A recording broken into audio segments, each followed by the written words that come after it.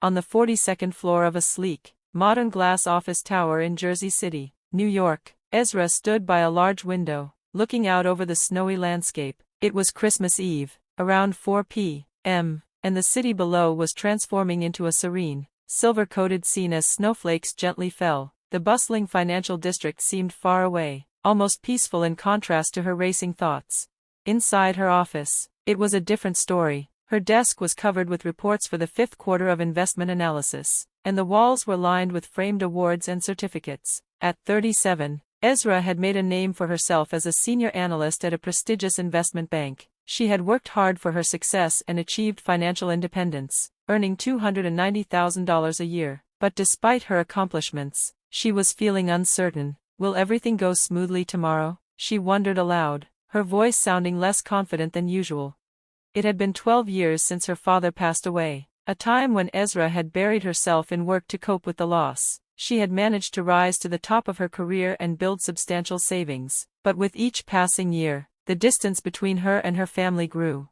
Just then, her phone buzzed, snapping her out of her thoughts. It was a message from her brother, Daniel, showing off his latest extravagant purchase, a new luxury watch, complete with the hashtag luxurious living. Ezra couldn't help but frown. Daniel had been recklessly spending the inheritance their father left behind, ignoring the fact that money doesn't last forever. His wife, Amelia, was no better, regularly posting about her designer shopping sprees.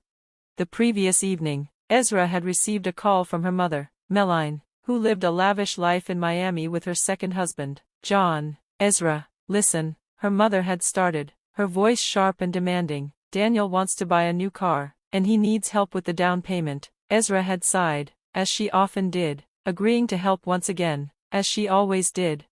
She opened her desk drawer and took out a photograph of her last Christmas with her father, taken while he was in the hospital. He had been frail, but his smile was warm and full of love. Dad, I'm trying so hard, she whispered, running her fingers over the photo. Beside it, there was a reservation confirmation for Skytop Lodge in Snowmouse Village. Ezra had booked 35 suites for her family at $1,000 per night for Christmas, a total of $115,000. She knew it was a lot of money, even for someone with her salary, but she wanted this holiday to be different. She hoped that spending this time together, covering all the expenses, might help mend her fractured family relationships. The phone rang, breaking her thoughts. It was Skytop Lodge, confirming her booking for the next day. Ezra straightened up, slipping back into her professional mode. Yes, this is Ezra. I'm calling about tomorrow's arrangements. As she spoke, her gaze drifted back to the snowy view outside her window. A mix of excitement and anxiety filled her chest as she thought about the upcoming days.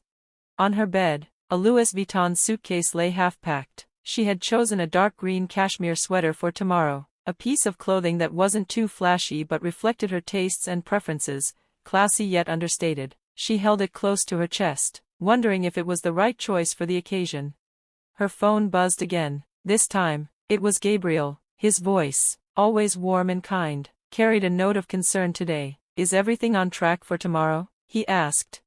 Ezra sighed. Yes, mostly, she replied, her voice betraying her exhaustion. Gabriel had become a good friend and ally, someone she trusted. He ran a chain of luxury hotels, including Skytop Lodge, and had been there for her through many difficult moments. Thank you, Gabriel, she said, her tone hopeful. I believe this trip will make a difference. After ending the call, she moved to the window to enjoy a moment of peace. As she sat on her living room sofa, Ezra's eyes fell on the photo of her father again. She missed him deeply, and his death had changed everything. He had always believed in her, and that belief had pushed her to work harder, to succeed. She had graduated with honors and risen through the ranks in her career, but while she had grown professionally, her brother Daniel had chosen a different path, squandering his share of the inheritance and living off their mother and stepfather's indulgence.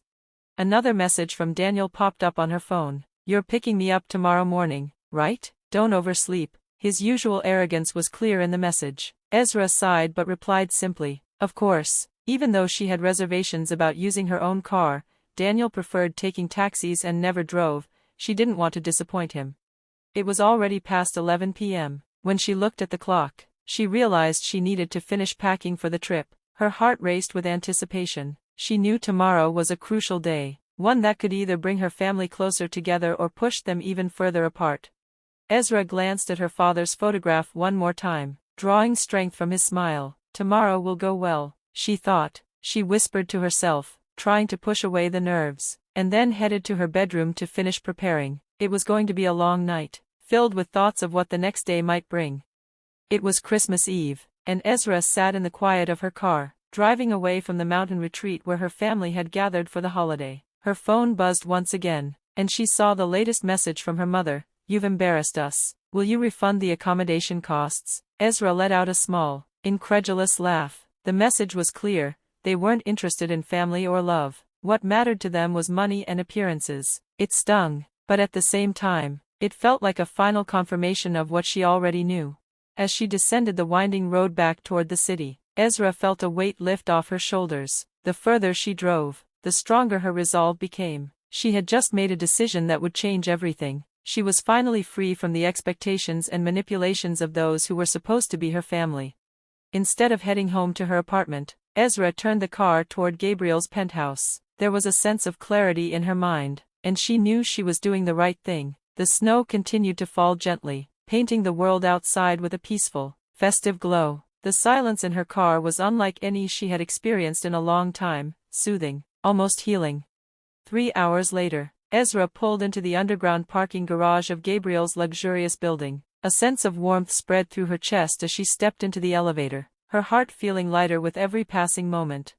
When she opened the door to the penthouse, the comforting presence of Gabriel greeted her. The warmth of the room wrapped around her, and the soft glow of the fireplace cast a gentle light across the space. Gabriel, ever considerate, looked up from where he stood near the hearth. "Are you okay?" he asked, his voice filled with genuine concern. Ezra managed a small smile. "Yes, actually, I feel relieved."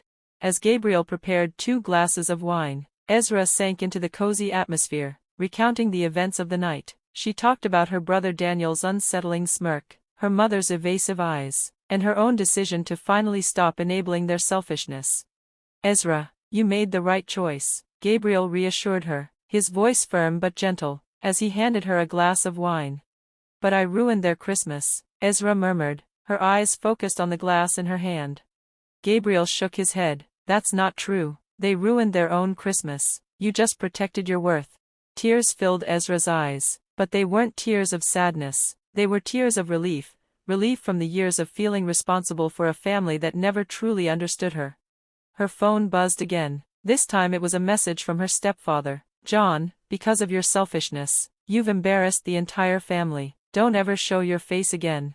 Without a second thought, Ezra turned off her phone. That was it. She was done. No more messages, no more manipulations. Gabriel placed a hand on her shoulder, a warm gesture that she had never received from her own family. "From tomorrow, a new life begins," Ezra declared, her gaze fixed on the dancing flames of the fire. "I won't let anyone interfere with my life anymore." Gabriel nodded, silent but supportive. For Ezra, this Christmas Eve was the most meaningful one yet, not because she had lost her family, but because she had finally found herself. The necklace her father had given her, still hanging around her neck, glistened softly in the firelight. It was a symbol of her enduring strength, and a reminder of the new path she was about to take. When Christmas morning arrived, Jersey City was blanketed in pristine white snow. From Gabriel's penthouse, the view was a perfect winter postcard, with snowflakes drifting between the high-rises, erasing the remnants of the day before.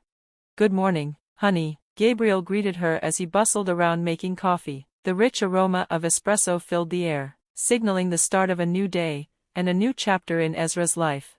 Ezra had received a call from Gabriel earlier that morning. "I got a call from Skytop Lodge," he had said, his voice calm. "Your family caused quite a stir there."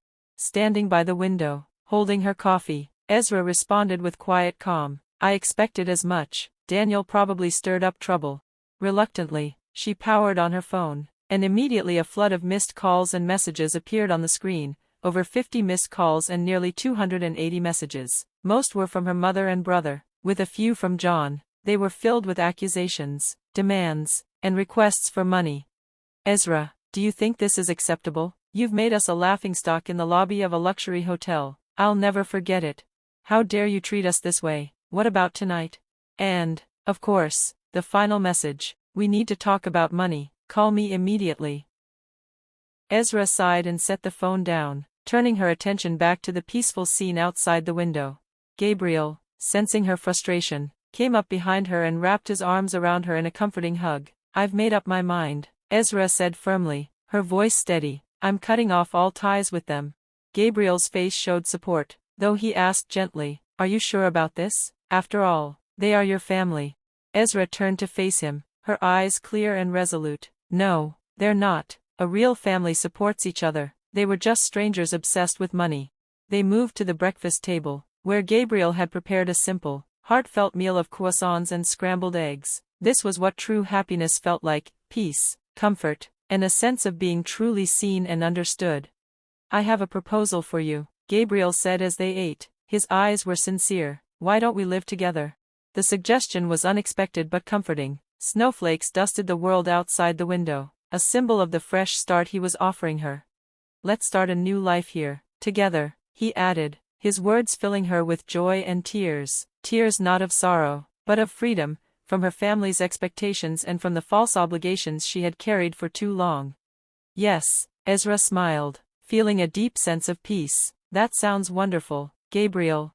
Just then, her phone rang again. The screen displayed "Mom," but Ezra no longer hesitated. She picked up the phone and blocked her mother's number, followed by Daniel's and John's.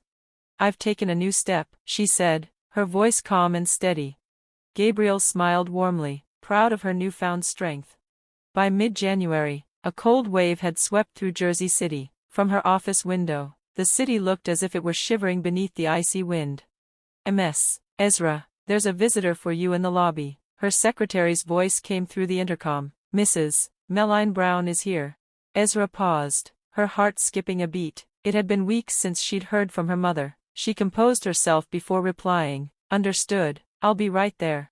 In the lobby, her mother sat on the visitor's sofa, dressed in a simple gray coat, a far cry from her usual flashy attire. Her makeup was subdued, and she looked much more tired than the last time Ezra had seen her.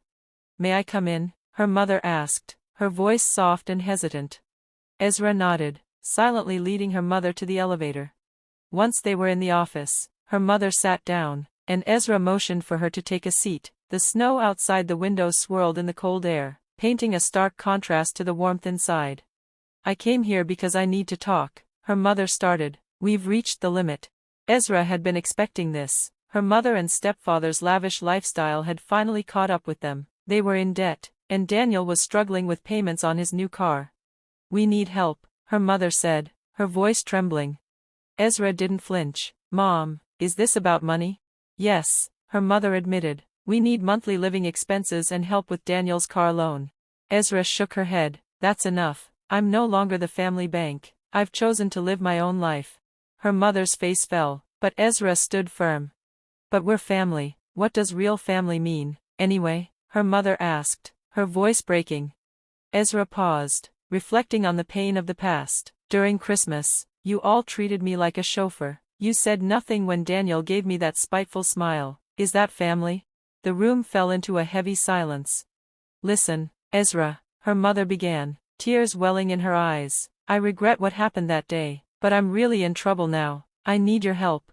Ezra stood and walked to the window. She gazed out, her father's former building in the distance. Without turning around, she spoke quietly. "Mom, go home and don't come back again. My life is mine now. Goodbye." Her mother lingered for a moment, but Ezra's words were final. Without another word, she left, the door closing softly behind her. Ezra returned to her desk, feeling the weight of her decision lift. She stared out at the snow, knowing that the scars of the past were covered, and a new chapter in her life was beginning. Spring arrived, bringing with it a new sense of freedom. From Gabriel's penthouse, Jersey City looked completely transformed. The park below was bursting with the colors of blossoming trees. "What are you thinking about?" Gabriel asked, joining her by the window. "Just a lot of things," Ezra replied with a warm smile. "In these 5 months, my life has changed so much." She had announced her engagement to Gabriel, and her career had taken a significant leap forward. She was now the head of her department at the investment bank, leading a new project team where her skills were finally recognized. Her contact with her family had ceased, Daniel had downsized his lifestyle, and her mother had stopped trying to reach her. Any regrets? Gabriel asked. None at all, Ezra replied, touching the necklace her father had given her, a symbol of her strength and her new direction.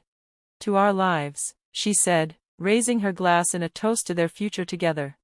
Our lives, Gabriel echoed, clinking his glass against hers.